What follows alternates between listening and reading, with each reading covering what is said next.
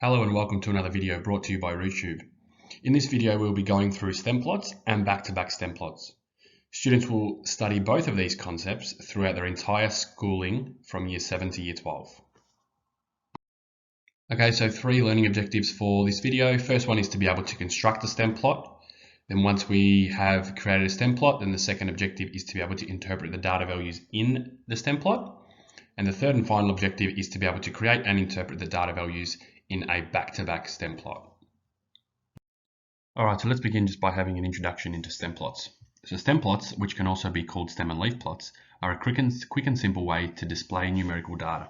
I'm just going to highlight numerical data because often a question gets asked about which data representation or data display is suitable for which specific types of data. So if we have a certain size of numerical data, whether it's discrete or continuous, we can use a stemplot to represent that data. So stemplots can be used, like I just said, to display both discrete and continuous data. I'll just highlight that. So discrete and continuous, so both types of numerical data, and are best used with small to medium sized sets of data. All right, so small to medium up to about 50 data values. In most, but not in all cases, stemplots are to be ordered in ascending order. Okay, so in most, like it says there, you'll be asked to create what's called an ordered stemplot, but there are also some occasions where you'll just have to enter the values as they're read out. So obviously just go with whatever the question says. But like I said, in most cases, you'll be asked to create a stemplot in ascending order. In a stemplot, each data value is separated into 2 parts. So there's 2 parts of the stemplot. The first part is what we call the leading digits, or digit, depending on the numbers. These make up the stem. So we've got stems, and the second part is the last digit, which we call the leaf. Okay, hence the name stem and leaf plot. Okay. Now it's important, if we have a 3-digit number like 115, the leading digit will be the first 2 digits, so it'll be 1 and 1, which will look like 11, because that would essentially just say, well, how many tens do we have in the number 115? Well, there are 11 tens, and then the last digit, which is the leaf, would be the 5 if the number was 115. And what often gets forgotten, and the reason why I've bolded it, is because even in Year 12 SACs and exams, more so in SACs, if students forget to, and don't include a key in the stemplot, they can't receive full marks. Okay, so a key should always be provided to ensure that the data can be read and interpreted correctly. So a key always needs to be included when you are creating a stemplot. And in a couple of the next examples, we'll go through what a key actually looks like and how to create it when we are creating stemplots. All right, let's have a look at a couple of examples of stemplots or stem and leaf plots. So example 1 on the left-hand side. So the stemplot below displays the data values of 26 and 32. So we can see that number 26 is displayed as, now in our stem, we've got 2, which is representing the tens column. So the tens column is the 2, and then the leaf is the 6. Okay, so that number is representing 26. And then we've got 32 is displayed on a stemplot as the tens column being the 3. So there's 3 tens in the number 32, and then the leaf being the ones column to say that there are 2 ones. And like I said previously, we need to provide a key. Now a key just looks like that. So it's an indication of one value in the stemplot that gives an indication of what the value is actually representing. So for example, 2/6 is equal to 26. Okay, and the reason we do that is because we sometimes have a continuous data which is decimals. So 2/6 could be 2.6 or any other value. Okay, so it's really important to give the reader or the examiner or whoever's you're creating the stemplot for an indication of what the values are representing. So you only need to provide one value, so key, and then just provide one value. So in this case, 2/6 equals 26. And then that is sufficient for your key. And then moving over to the right side, so the second example, the stem plot below shows more data values than example number 1 clearly, but is set out in the same manner. Okay, so we've now got our stems going from 0, 1, 2, 3, 4, and 5. They are our tens column. And then we've got our leaves, which would be our ones column. And the reason we know that is because we have our key here. So 0/8 is representing the number 8 because there are 0 10s in the number 8 and there are 8 1s in the number 8, clearly. So just going through a couple of these values. So if we have 1 and then 3, well, we've got 1, 10 and 3 1s, so that value is 13.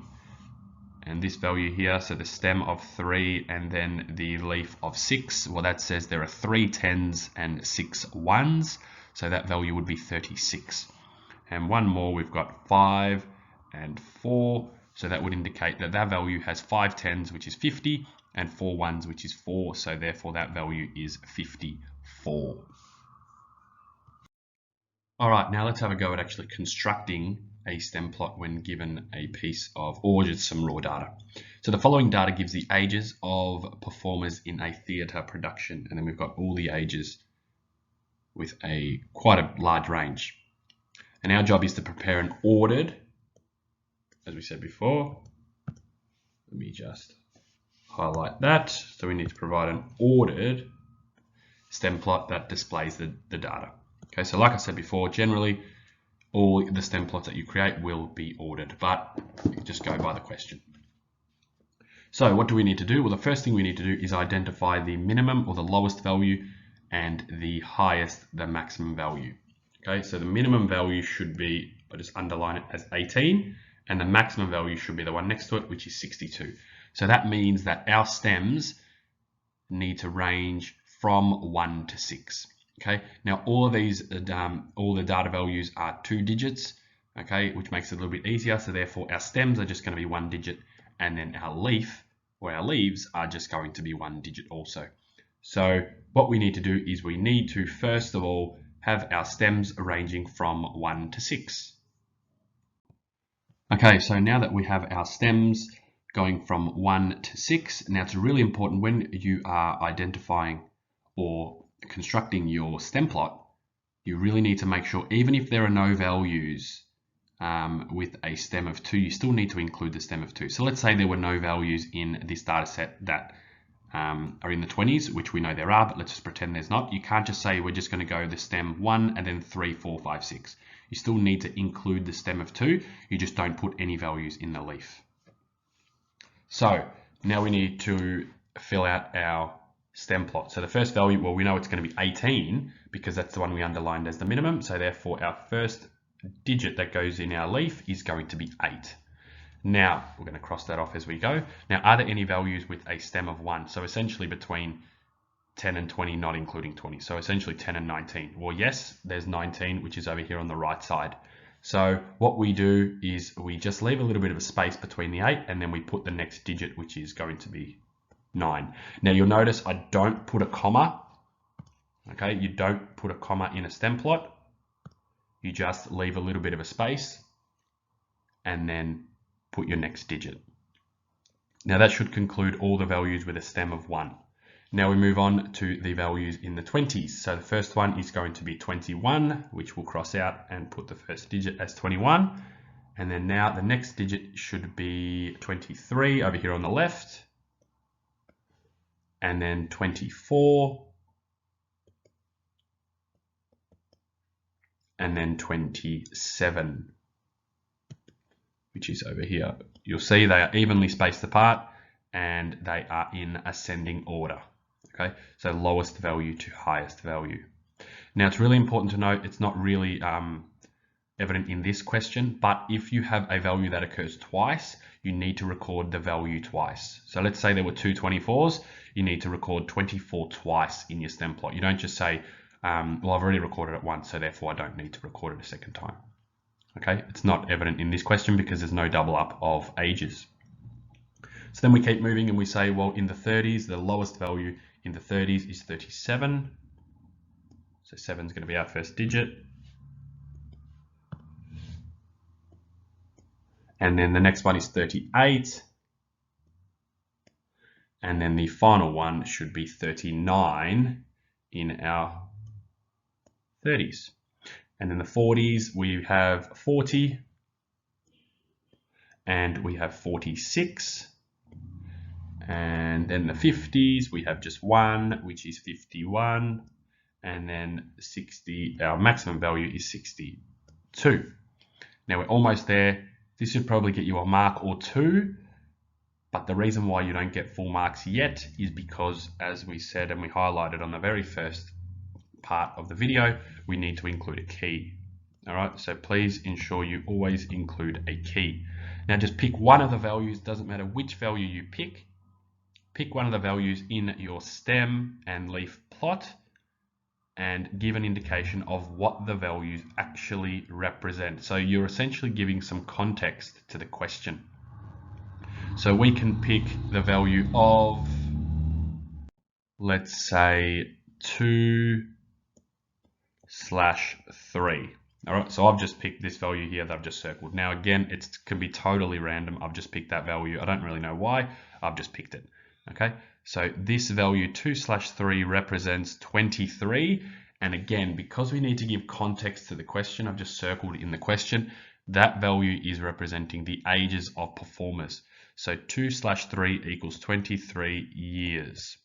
So again, so now, if anybody just picks up this stem and leaf plot, they have an indication of what the values actually represent. So like I said, you get 1 or 2 marks for the correct stem plot with the values in order, and obviously not missing out on any, and then you get an additional mark for including a correct key, which we have done. Okay, and the final thing we're going to look at today is back-to-back or our back-to-back stem plots. Okay, so 2 sets of numerical data. I'm just going to highlight numerical data because once again, we know we can only create these stem plots and back-to-back stem plots with numerical data. They can be displayed using just one stem. So in back-to-back stem plots, we're just going to have one stem, and by placing the leaf parts for each set on either side of the stem, as we can hopefully see on the page. This data display is called a back-to-back stem plot or a back-to-back stem and leaf plot. So in a back-to-back stem plot, the values in the leaf are written in ascending order, working outwards from the stem. Okay, I'm just going to highlight working outwards from the stem because we need to start from the stem, and when we are recording the values on the right side, so for example in this question it would be class 1, we work as per normal where we record the values from left to right like we did in the previous one. So nothing changes in the right leaf. The confusion comes and most of the mistakes get made when we come over here to the left leaf. We need to start from the stem and then work outwards. So you'll see from the stem, as we move to the left, the values get bigger. So the value goes from 50 to 54. Then the value goes from 61 to 68. And then from 70 to 79. And then from 83 to 88. And then from 93 to 98. So it essentially goes opposite to what we normally do, which is writing left to right, when we have that left side of the left leaf. Okay, so that's the way that we create and read our back-to-back stem plots. Now, in the context of this question, it was test scores for 2 classes, which is class 1, which is on the right side, and class 2, which is on the left. So like we said, class 1 should be fairly straightforward because it's written as we would create a regular stem plot, but the confusion comes with the leaf on the left side, which is class 2. Now, I said most of the mistakes come from writing in the wrong order. So they write from left to right in the left leaf, but we know we need to start from the stem and work outwards as I highlighted in just above at the top of the page.